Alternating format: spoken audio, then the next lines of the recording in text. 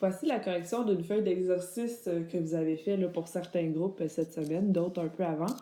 L'addition et la soustraction d'expressions algébriques. Donc, premièrement, ce qu'on doit faire, c'est regrouper les termes semblables, donc les termes qui ont les mêmes variables. Donc, ici, on a 2x et 4x. Puis, d'autres termes semblables, nous avons moins 5y et 2y. Donc, je les réécris un à côté de l'autre et on peut voir que le signe fait partie du terme. Donc, c'est moins 5y, je mets mon moins. Ensuite de ça, je peux simplifier. Ça donne 6x moins 3y. Pour le prochain, nous avons 6v moins 9v qui sont des termes semblables, 8w moins w d'autres termes semblables et moins 5z qui est seul. Donc, si on regroupe les termes semblables, ça va donner 6v moins 9v plus 8w moins w moins 5z. Ce qui va donner moins 3v plus 7w moins 5z.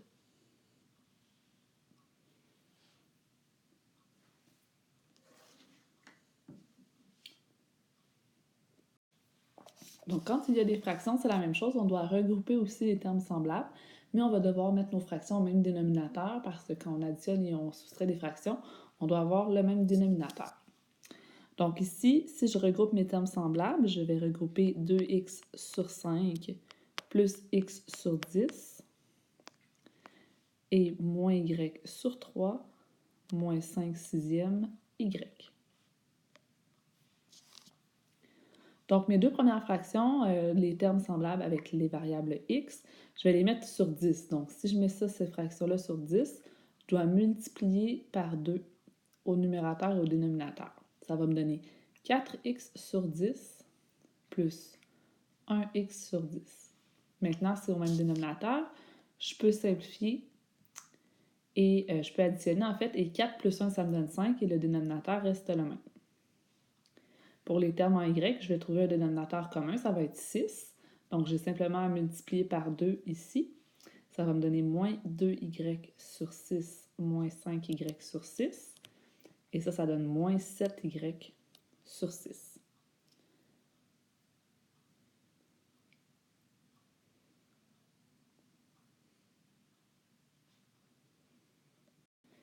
Maintenant, si on regarde les trois problèmes, il y en aura un comme ça dans l'examen, un problème de ce type-là. Donc, premier problème, déterminer l'expression algébrique qui représente la somme de l'argent de Caroline et d'Hélène si l'argent de Caroline dépasse de 5 $ le double de l'argent d'Hélène. Donc, ici, on nous dit que H désigne l'argent de Hélène. Ça aurait pu être X ou T. On a utilisé H pour Hélène. Donc, l'avoir ou l'argent d'Hélène, c'est notre variable H. Et là, on va exprimer l'avoir ou l'argent de Caroline en fonction de H. Donc, on nous dit que Caroline, ça dépasse de 5 $ le double de l'argent d'Hélène. Donc, ça dépasse, ça veut dire c'est 5 $ de plus que le double de l'argent d'Hélène. Donc, ça veut dire 2 fois l'argent de Hélène. Donc, le double de Hélène, c'est 2H. Dépasser de 5, ça veut dire plus 5, 5 de plus. Ensuite, on parle de la somme des deux personnes, de leur argent pour les deux. Donc, si on veut faire la somme, on va devoir additionner H plus 2H plus 5. Ça va faire 3H plus 5. Parce qu'on simplifie toujours l'expression par la suite.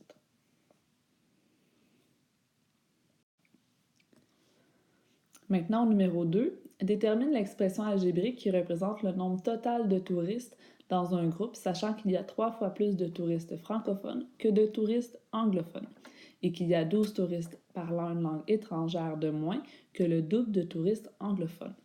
A désigne le nombre de touristes anglophones. Donc, nombre de touristes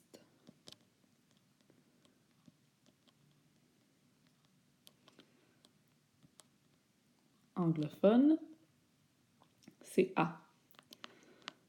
Nombre de touristes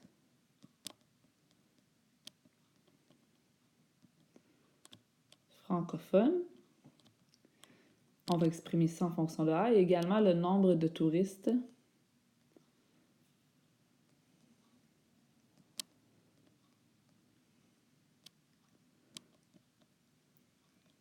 étrangers. Donc, pour le nombre de touristes francophones, il y a 3 fois plus de touristes francophones.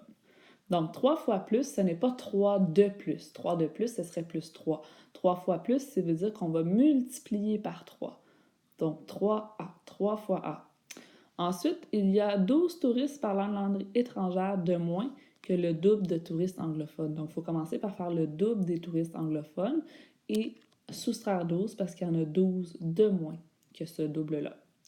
Ensuite, si on fait la somme de tout, parce qu'on cherche le nombre total de touristes, A plus 3A plus 2A moins 12, ça va donner 6A moins 12, parce que ici, ça c'est 1.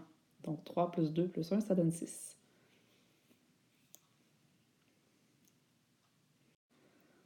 Finalement, le troisième problème désigne l'expression algébrique qui représente la neige accumulée durant une tempête s'il est tombé l'après-midi 5 cm de neige de moins que le matin et la soirée 2 cm de neige de plus que le double de la quantité de neige tombée le matin.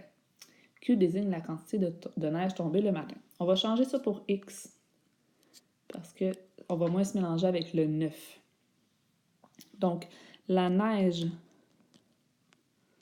tombée le matin,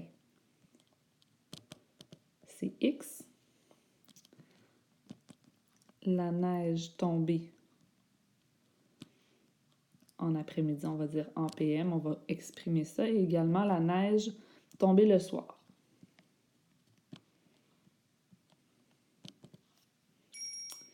Donc, on nous dit il est tombé dans l'après-midi 5 cm de neige de moins que le matin.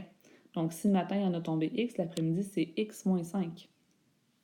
Et la soirée, 2 cm de neige de plus que le double de celle du matin.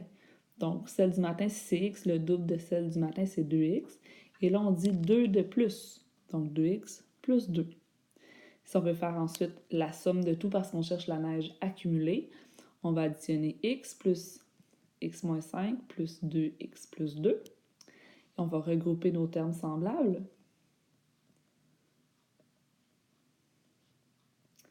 Et on va simplifier.